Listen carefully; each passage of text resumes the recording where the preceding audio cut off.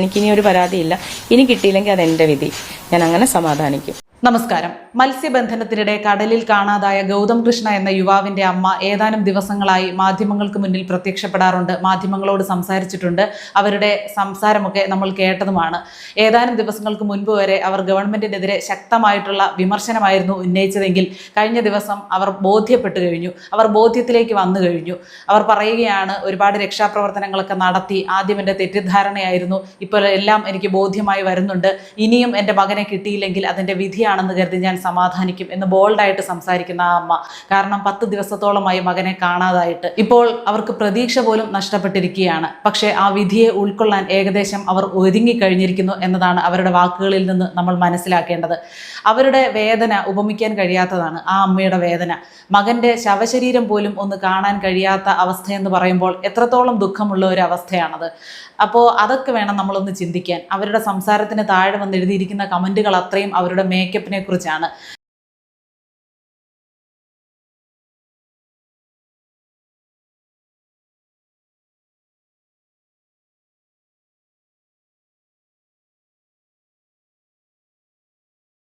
ബ്രൂട്ടീഷ്യനാണോ, makeup കുറഞ്ഞു പോയി, മകനെ കാണാതായിട്ടും മേക്കപ്പിന് കുറവില്ലല്ലോ, കണ്ണെഴുതിയതിന് കുറവില്ലല്ലോ.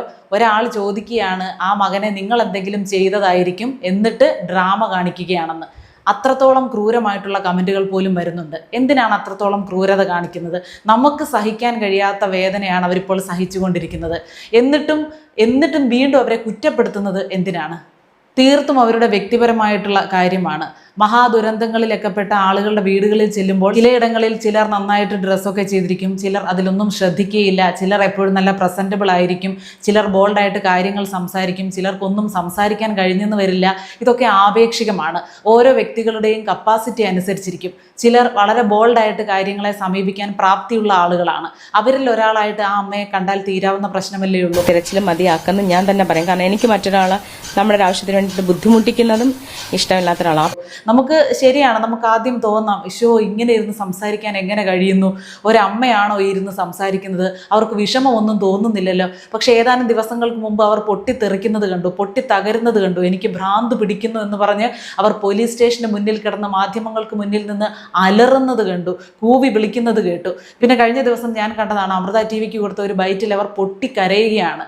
കരച്ചിലടക്കാൻ കഴിയാതെ ഏങ്ങി കരയുകയാണ്. എന്നിട്ട് ആ സ്ത്രീ പറയുകയാണ്, ഞാൻ മറ്റാരുടെയും മുന്നിൽ കരയാത്ത ആളാണ്, പക്ഷേ ഞാനിപ്പോൾ സ്വയം തകർന്നു പോകുന്നു, എൻ്റെ കൈവിട്ടു പോകുന്നു എന്ന് പറഞ്ഞ് നിയന്ത്രിക്കാൻ പറ്റാതെ അവർ കരയുന്ന ഒരു കാഴ്ചയും കണ്ടു. പക്ഷെ അതൊന്നും അധികം ആളുകൾ കണ്ടില്ല. ആളുകളുടെ വേദന കാണുന്നതിന് പകരം ആ വേദനയിലും എന്ത് ചികഞ്ഞവരെ വേദനിപ്പിക്കാം എന്ന് ചിന്തിക്കുന്നത് വളരെ മോശമാണ്. രാഷ്ട്രീയം പറയുന്നത് വേറെ, രാഷ്ട്രീയ താല്പര്യങ്ങൾ ഇതിൽ കാണിക്കുന്നത് വേറെ. അതല്ലാതെ അവരുടെ തികച്ചും വ്യക്തിപരമായിട്ടുള്ള കാര്യങ്ങൾ എടുത്തു വെച്ച് അവരുടെ വേദനയ്ക്ക് മാർക്കിടുന്നത് ക്രൂരമായിട്ടുള്ള ഒരു രീതിയാണെന്നാണ് എനിക്ക് തോന്നിയിട്ടുള്ളത്. ഇതുപോലെ തന്നെയായിരുന്നു പഹൽഗാം ആക്രമണത്തിൽ മരിച്ച ആ മലയാളിയുടെ മൃതദേഹം ഇവിടെ കൊണ്ടുവന്നു കഴിഞ്ഞ് അദ്ദേഹത്തിൻ്റെ മകളോട് സംസാരിച്ചപ്പോഴും അച്ഛൻ മരിച്ചതിൻ്റെ ദുഃഖമൊന്നും കാണുന്നില്ലല്ലോ, ലിപ്സ്റ്റിക്കൊക്കെ ഇട്ടിട്ടുണ്ടല്ലോ, മേക്കപ്പ് ചെയ്തിട്ടുണ്ടല്ലോ, എന്താണ് ദുഃഖമില്ലാത്തത് എന്ന് ചോദിക്കുകയാണ്. നമുക്ക് ഇങ്ങനെ ചോദിക്കുന്നവർക്ക് ഒരു ഉളുപ്പില്ലേ, ഒരു നാണമില്ലേ? നമ്മൾ ദുഃഖം പ്രകടിപ്പിക്കുന്ന രീതിയിൽ തന്നെ ആയിരിക്കണമോ എല്ലാവരും പ്രകടിപ്പിക്കുന്നത്? ഞാൻ കുറച്ച് മുമ്പ് പറഞ്ഞതുപോലെ ചിലരൊക്കെ അലറിക്കരയും. ചില മരണവീടുകളിൽ ചെന്ന് കഴിഞ്ഞാൽ നമ്മൾ കണ്ടിട്ടില്ലേ, ചിലർ വലിയ രീതിയിൽ ബഹളമുണ്ടാക്കും. ഒരു നിമിഷം അടങ്ങിയിരിക്കാതെ ഭയങ്കരമായിട്ട് അവർ അത് പ്രകടിപ്പിക്കും. അത് അവർക്ക് അങ്ങനെ പ്രകടിപ്പിക്കാനേ പറ്റുകയുള്ളൂ. അവരുടെ സങ്കടം അങ്ങനെ പ്രകടിപ്പിക്കാനാണ് അവർക്ക് ശീലം, അവർക്ക് അതേ അറിയുകയുള്ളൂ. മറ്റു ചിലർ ഉള്ളിൽ ഒതുക്കിയിരിക്കും എന്ന് കരുതി അവർക്ക് വിഷമമില്ല എന്നല്ല അതിൻ്റെ അർത്ഥം. പ്രത്യേകിച്ച് ഒരു മാതൃദുഃഖത്തിനോടൊക്കെ ഉപമിക്കാൻ കഴിയുന്ന ഒരു ദുഃഖം വേറെ ഉണ്ടോ? ഒരമ്മ ജീവിച്ചിരിക്കുന്ന സമയത്ത് ആ അമ്മ പ്രസവിച്ച മകൻ അല്ലെങ്കിൽ മകൾ നഷ്ടപ്പെടുന്നു, മരണപ്പെടുന്നു, അതിനപ്പുറം ഒരു വലിയ വേദന ഈ ലോകത്താർക്കും കിട്ടാനില്ല എന്നാണ് എൻ്റെ പക്ഷം.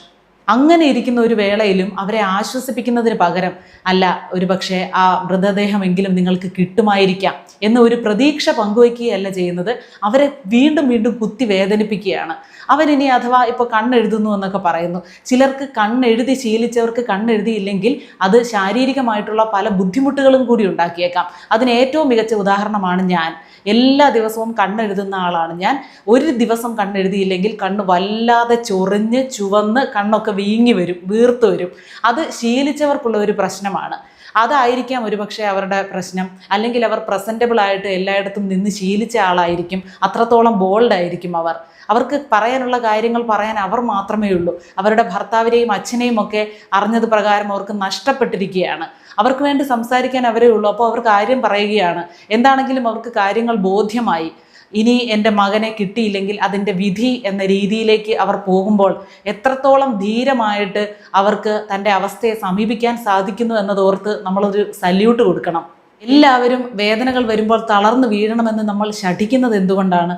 പല പ്രശ്നങ്ങൾ ഉണ്ടായിട്ടുണ്ട്. ഒരു കുഞ്ഞു മാലാഖ ഒരുപാട് പേർക്ക് അവയവങ്ങൾ ദാനം ചെയ്ത് ഇവിടെ നിന്ന് പറന്നുപോയി. ആ കുഞ്ഞിൻ്റെ മരണസമയത്ത് ആ കുഞ്ഞിൻ്റെ അമ്മ കരഞ്ഞില്ല എന്ന് പറഞ്ഞ് എന്തൊക്കെ പുകിലുകളായിരുന്നു. എന്തോ ഇതിനകത്തൊരു തട്ടുകേടുണ്ട്, എന്തോ പന്തികേടുണ്ട്, അവൾ കരയുന്നില്ലല്ലോ, ഒരമ്മയാണെങ്കിൽ കരയണ്ടേ. നമ്മൾ കുറേ കാര്യങ്ങൾ ഇങ്ങനെ എഴുതി വെച്ചിട്ടുണ്ട്. നമ്മുടെ സങ്കല്പത്തിൽ, നമ്മുടെ സ്വാഭാവിക ചിന്തയിൽ കുറേ സംഭവങ്ങളുണ്ട്. അതുപോലെ ആയിരിക്കണം മറ്റുള്ളവരുടെ ജീവിതത്തിൽ സംഭവിക്കുന്നതെല്ലാം എന്ന് നമ്മളങ്ങ് വിചാരിച്ചു വെച്ചിരിക്കുകയാണ്. അതിന് ഓപ്പോസിറ്റായിട്ട് എന്തെങ്കിലും സംഭവിച്ചാൽ നമുക്കത് ഉൾക്കൊള്ളാൻ കഴിയുന്നില്ല. അല്ലെങ്കിൽ നമ്മുടെ ഉപബോധ മനസ്സിൽ എന്തൊക്കെയോ സംശയം തോന്നിപ്പിക്കുന്നു ആ ചിന്ത. അത് മറ്റുള്ളവരുടെ മേൽ അടിച്ചേൽപ്പിക്കുന്നത് നല്ല രീതിയല്ല. പ്രത്യേകിച്ച് ഇങ്ങനെ സോഷ്യൽ മീഡിയ പ്ലാറ്റ്ഫോമുകളിൽ പബ്ലിക്കായിട്ടൊരു വീഡിയോ ഒക്കെ അവർ പോസ്റ്റ് ചെയ്യുമ്പോൾ, അല്ലെങ്കിൽ അവരുടെ ഒരു വീഡിയോ പോസ്റ്റ് ചെയ്യുമ്പോൾ അതിൻ്റെ താഴെ വന്ന് കമൻറ്റുകൾ എഴുതി വെക്കുമ്പോൾ എപ്പോഴെങ്കിലും അവരത് കണ്ടേക്കാം. അവർക്കും ഒരു മനസ്സുണ്ട് അല്ലേ? പ്രത്യേകിച്ച് ആ അമ്മ മനസ്സ് തേങ്ങുകയാണ്. കരഞ്ഞ് അവരുടെ കണ്ണുനീർ വറ്റിക്കാണും. അല്ലെങ്കിൽ അവർ മരവിച്ച ഒരവസ്ഥയിലേക്ക് എത്തിക്കാണും. എന്താണ് കൃത്യമായിട്ട് സംഭവിക്കുന്നത് അവർക്ക് എന്നറിയാതെ അവരുടെ വേദനയെ കുറച്ച് കാണരുത്. അവർക്ക് കണ്ണുനീര് വരുന്നില്ല, അല്ലെങ്കിൽ അവർ ഒന്ന് കണ്ണെഴുതിയെന്ന് കരുതി അവരുടെ മകനോടുള്ള സ്നേഹം അവർക്കില്ലാതായി എന്ന് പറയാൻ നമുക്ക് എന്ത് അവകാശമാണുള്ളത്? അവരുടെ മകനോട് അവർക്കുള്ള സ്നേഹത്തിൻ്റെ അത്രയും നമുക്കുണ്ടോ? നമുക്കൊരു ബുദ്ധിമുട്ട് വരുന്നു, ഒരാളെ കടലിൽ കാണാതായിട്ട് 10 ദിവസം, ആ മൃതദേഹം പോലും ഒന്ന് കാണാതെ എങ്ങനെ ആ വീട്ടുകാർ സമാധാനപ്പെടുന്നു? പ്രത്യേകിച്ച് ആ അമ്മ എങ്ങനെ സമാധാനപ്പെടുന്നു? നമുക്കൊക്കെ ആ അവസ്ഥ വന്നാൽ നമ്മൾ എങ്ങനെ നിന്നേനെ? നമ്മളൊന്ന് നേരെ എഴുന്നേറ്റ് നിന്ന് സംസാരിക്കുക പോലുമില്ല. പക്ഷേ അവർക്കതിനുള്ള ദൈവാനുഗ്രഹത്താൽ അതിനുള്ള കഴിവ് കൊടുക്കുകയാണ്. അവർക്ക് നേരെ നിന്ന് സംസാരിക്കാൻ, അവരുടെ ആവശ്യങ്ങൾ പറയാൻ, അവരുടെ വികാരങ്ങൾ പ്രകടിപ്പിക്കാൻ അവർക്ക് പറ്റുകയാണെങ്കിൽ അത് ദൈവാധീനം, അതവരുടെ കഴിവ്, അതവരുടെ അനുഗ്രഹം എന്ന് വേണം നമ്മൾ കരുതാൻ. സലിംകുമാറിൻ്റെ മരണശേഷം സംസ്കാരത്തോടനുബന്ധിച്ച് സലിംകുമാറിൻ്റെ മകൻ അവിടെ എന്തൊക്കെയോ കാണിച്ചു കൂട്ടിയെന്നും പറഞ്ഞ് ഓരോരുത്തരൊക്കെ പറഞ്ഞു. അച്ഛൻ മരിച്ചു കിടക്കുമ്പോഴും മകന് ഷോ നടത്തുന്നതാണ് പ്രധാനം, മകന് വിഷമമൊന്നുമില്ല, ആളാകാൻ ശ്രമിക്കുകയാണ്, ശ്രദ്ധ നേടാൻ ശ്രമിക്കുകയാണെന്നൊക്കെ. എന്ത് ക്രൂരതയാണ് നമ്മളിങ്ങനെയൊക്കെ സംസാരിക്കുന്നത്. ദുരന്തത്തിൽപ്പെട്ട മനുഷ്യരുടെ വ്യക്തിപരമായിട്ടുള്ള കാര്യങ്ങളോട്, അല്ലെങ്കിൽ വ്യക്തിപരമായിട്ടുള്ള വികാരങ്ങളോട് കുറേയൊക്കെ ബഹുമാനം കാണിക്കാൻ നമ്മൾ മലയാളികൾ പഠിക്കേണ്ടിയിരിക്കുന്നു. കൂടുതലും ഇത്തരം കമൻറ്റുകൾ ഇടുന്നത് സ്ത്രീകളാണ് എന്നതാണ് എന്നെ കൂടുതൽ അതിശയിപ്പിക്കുന്നത്. അവരാണ് പറയുന്നത് മേക്കപ്പിന് കുറവില്ലല്ലോ, മേക്കപ്പ് ചെയ്താണ് ഇരിക്കുന്നത്, ഒരമ്മയാണോ നിങ്ങൾ? എന്തിൻ്റെ അടിസ്ഥാനത്തിലാണ് നമ്മൾ ഇങ്ങനെയൊക്കെ അവരെ വിചാരണ ചെയ്യുന്നത്?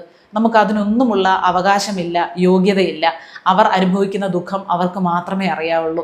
നമുക്ക് ആ ഒരു അവസ്ഥ വരുമ്പോഴേ നമുക്കും അതിൻ്റെ ബുദ്ധിമുട്ട് മനസ്സിലാവുകയുള്ളൂ. ഒന്ന് ആലോചിച്ച് നോക്കൂ. നമ്മൾ കടുത്ത ഏറ്റവും വലിയ നിരാശയിൽ മുങ്ങിയിരിക്കുമ്പോഴും നമുക്ക് വേണ്ടി സംസാരിക്കാൻ നമ്മൾ മാത്രമേ ഉള്ളൂ എന്ന അവസ്ഥയിൽ എന്തെങ്കിലും പറയാതെ നിവൃത്തിയുണ്ടോ? നമ്മൾ പറയേണ്ട കാര്യങ്ങൾ നമ്മൾ തന്നെ പറയണ്ടേ? അങ്ങനെ പറയുമ്പോൾ അവരെന്ത് ബോൾഡായിട്ട് സംസാരിക്കുന്നു, അവർക്ക് വിഷമമില്ല എന്ന് നമ്മൾ വിചാരിച്ചാൽ എത്ര വലിയ ക്രൂരതയാണ് ആ പറയുന്നത്. അതുകൊണ്ട് ഇങ്ങനെ ഒന്നും മെനക്കെട്ട് ചെന്ന് അവരുടെയൊക്കെ വീഡിയോയുടെ താഴെ എഴുതി പിടിപ്പിക്കാതിരിക്കുക. മനസാക്ഷിയുടെ ഒരു ലേശമെങ്കിലും, ഒരല്പമെങ്കിലും അവിടെ കാണിക്കുക. നാളെ നമുക്കും ഈ അവസ്ഥയൊക്കെ വരാം. അപ്പോൾ മറ്റൊരാൾ നമുക്കെതിരെ ഇങ്ങനെ സംസാരിക്കുമ്പോഴേ അതിൻ്റെ വേദന മനസ്സിലാവുകയുള്ളൂ.